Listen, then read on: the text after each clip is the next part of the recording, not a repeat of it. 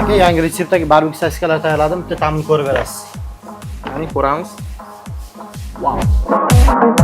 Birinchi bo'lib tovuqdan boshlaymiz.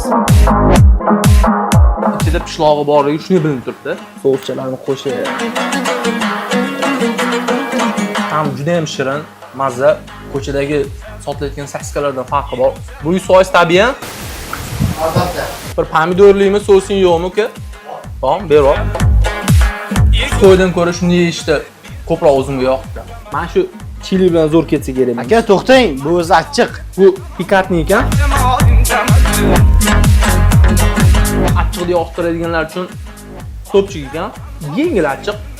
Bu o'zidan ko'ra nomlayish vashi. Mazza beradi. Farhod, rahmat, qorin to'ydi. Aka, buning ikkinchi partiyasi ham bor.